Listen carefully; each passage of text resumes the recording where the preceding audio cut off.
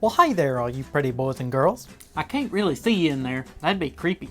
Welcome to Advice with Bryce. I'm your boy, Bryce. David says we got some good questions today, so I'm real excited to get started. So let's just jump right into them. Jackie Tate asks, what is your favorite food?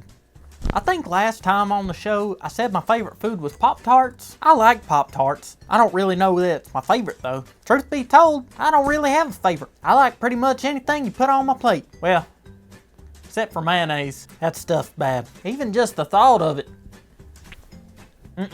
Can't deal with that. So everything's my favorite, except for the condiment which shall not be named. Let's move on from there. Sarah Taylor asks, how do I take the perfect selfie? Give this girl a Starbucks and she's a walking cliche. Well, you know what, Sarah? I don't take a whole lot of selfies myself, but I do know a lot about them, so I'd be happy to help you. The first thing you'll need is a phone. Oh look, here's one. Open up your camera app and switch it around to the front-facing camera so you know how you look. Then find you a good location. But the best thing about the location is the lighting. You want to look for good picture lighting. Find you a spot in the shade or by a window or something softening the light up. That's why I posted here by this door. Makes it look real good on my face. Then you just take your phone and you want to hold it out a long ways. You want to get a higher angle to hide all your flaws. Just focus it on your face, smile, and take it.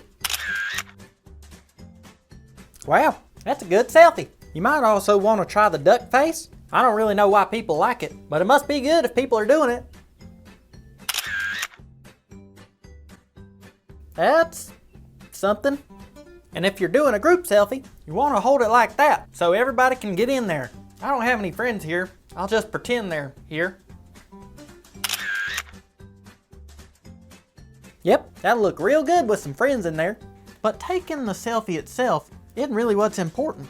What's really important is the caption. Because the only reason to take a selfie is so you can show everybody your face and make sure they compliment you on it.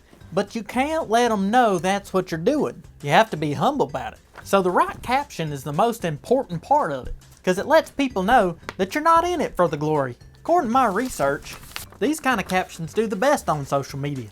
The first kind is saying straight out, I'm ugly. Now you know it's not true, otherwise you wouldn't be posting a selfie. But if you throw some fake self-defecation in there, it'll make everybody think you're humble and don't even realize how pretty you are. Some people might call you a compliment fisher, and you are, but at least you're being efficient about it. The second kind of caption that works good is the new blank caption. It's suggesting that you're taking this selfie to show everybody this new thing you got. Look at my new dog. Look at my new shirt. Look at my new Botox treatment. Look at my new haircut.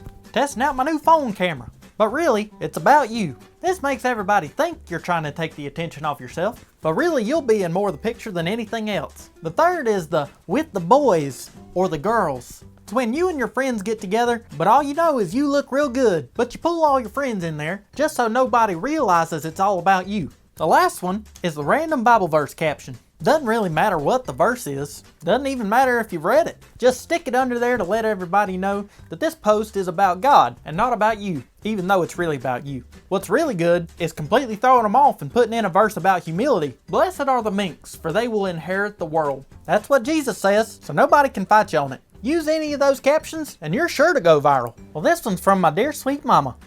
She says, tuck in your shirt, you look like a slob.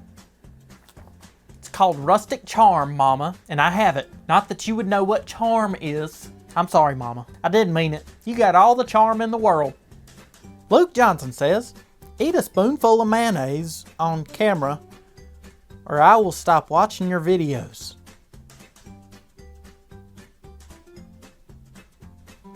It's less of a question and more of a threat. And we don't negotiate with terrorists. View count's been kind of low this month. Well, why don't you do it, David? I can't do that.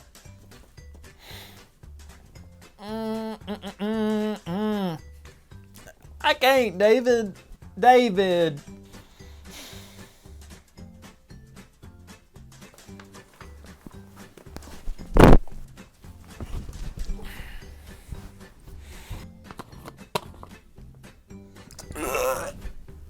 Oh, you sure it ain't expired, David?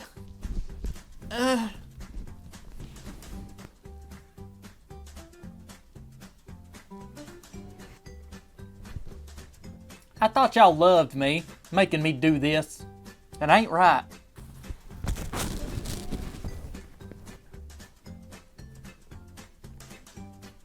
David, it won't go in my mouth.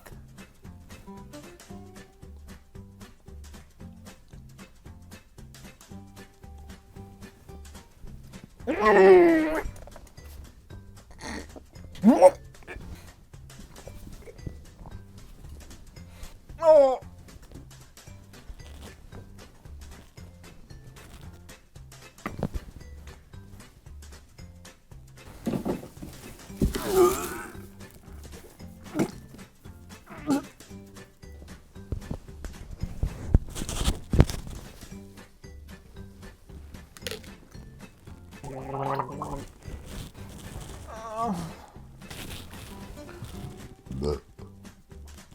I did it for the views. Do people still say that anymore? Quality content. Give me a minute. And finally, Casey Woodard says, I'm afraid of a lot of things. How can I know that God is good when life is scary? Well, Casey, last time on the show I talked about a people called the Israelites. And I talked about a guy named Moses who God was raising up to free the Israelites. Well, when Moses come, Pharaoh still didn't want to let the Israelites out of Egypt. So God used Moses to send a bunch of plagues to the land of Egypt. And this was a scary time for everybody, the Egyptians and the Israelites both. I mean, you got the river turning to blood, bunch of frogs, cattle dying, swarms of bugs coming after you, boils. You got the angel of death coming in and killing people. Scares me just thinking about it. But God used those plagues in a very special way. He used those plagues to show his control and power in the world, and then he used it to change the heart of Pharaoh so that he would let the Israelites free. So sometimes life gets scary. Things happen that are out of our control, but we can rest assured that God's in control of all of it, and he's working through it to make something beautiful.